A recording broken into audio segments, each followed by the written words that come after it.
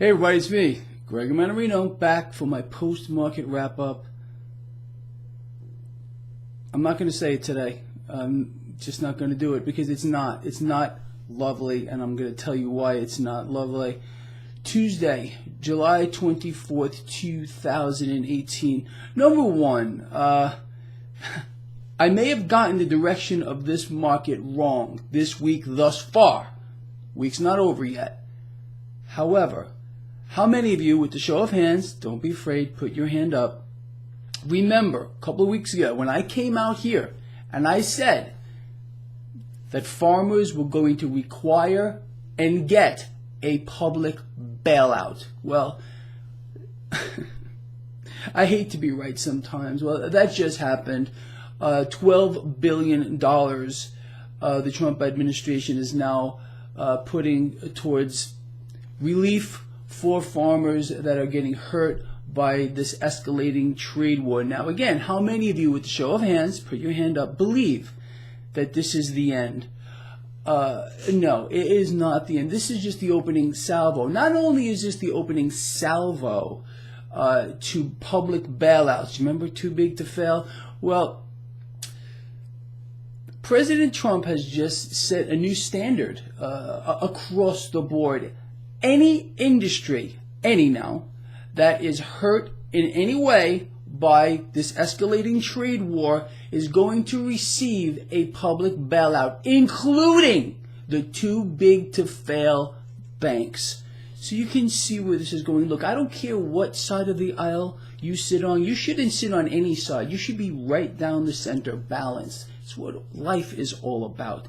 Balance. That's the secret, okay?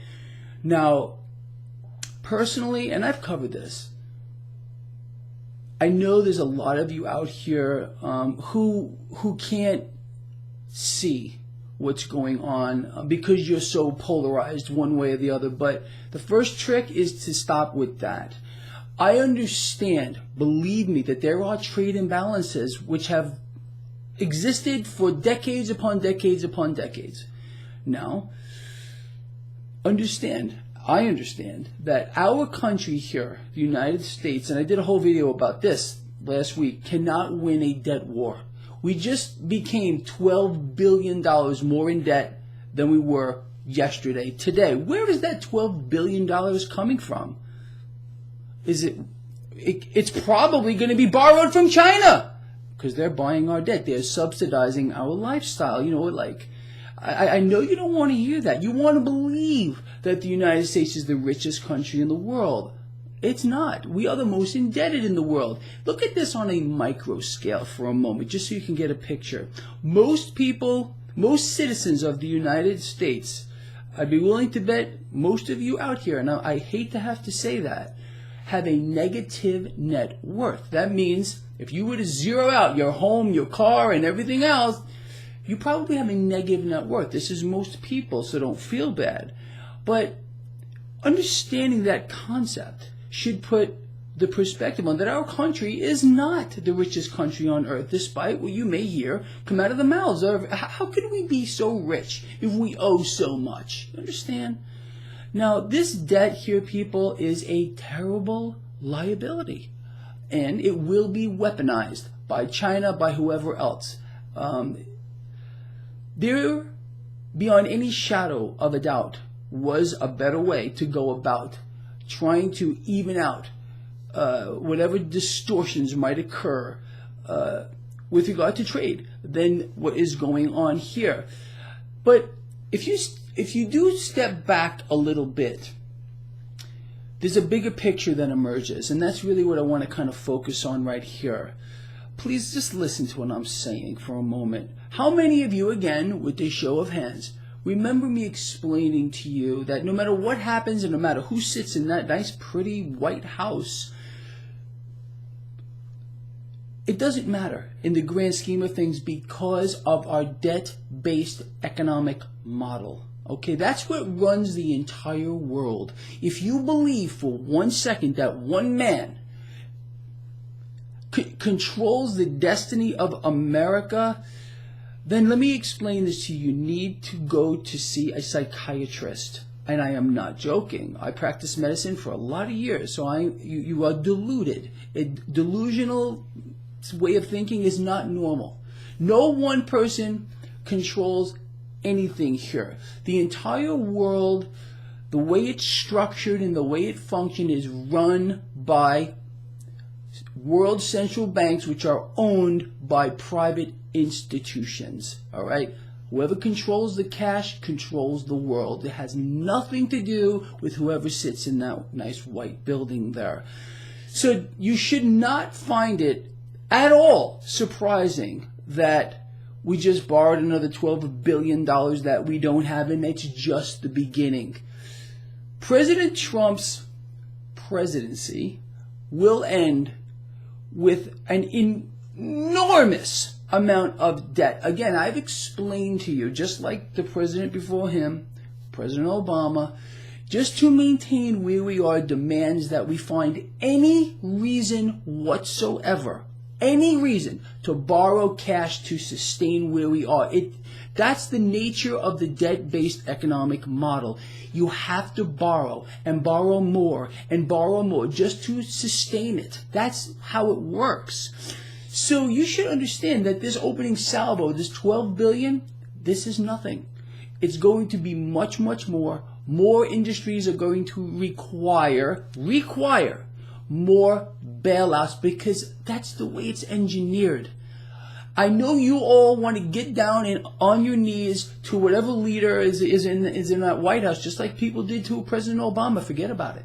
Don't do this. If you don't believe for a moment that President Trump understands what I just laid out for you, you are again deluded and need to see a psychiatrist.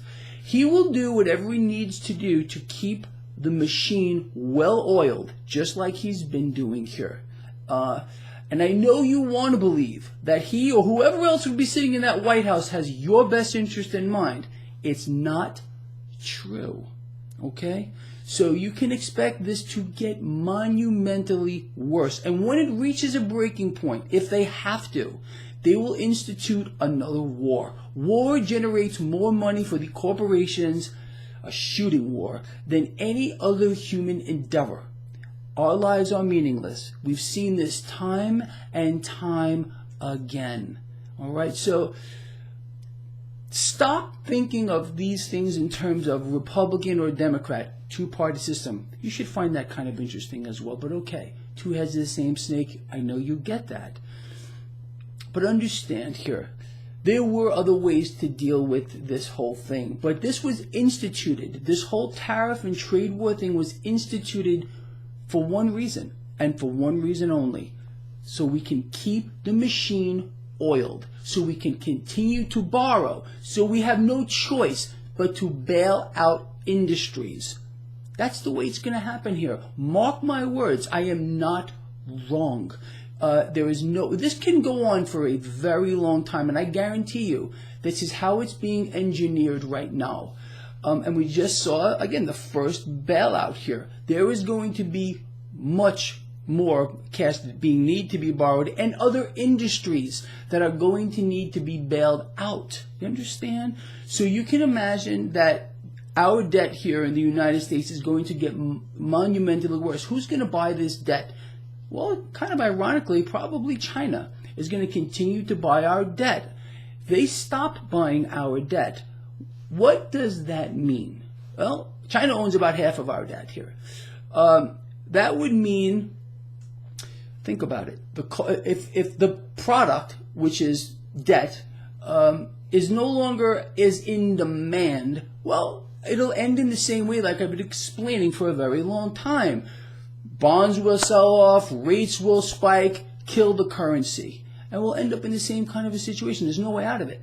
But just understand that we need to borrow more. And they will come up with any reason possible and make it seem like it's in your interest and mine.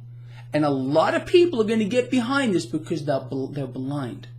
They don't want to sit back and think, hey, you know what? Maybe there was another way to deal with this.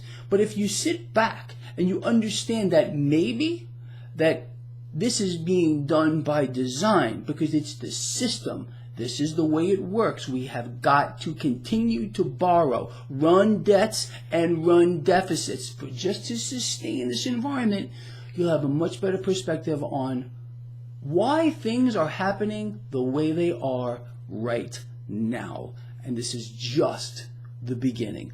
All right, people, look, that's it for today. I hope you found at least some of this interesting. I know sometimes too much light can be blinding and can anger people, but think about these concepts that I went over here.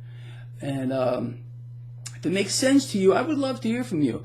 Please try to keep the partisan politics out of it. Try to find a middle ground.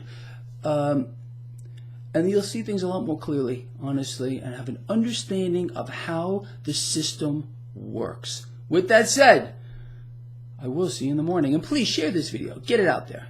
I'd appreciate that.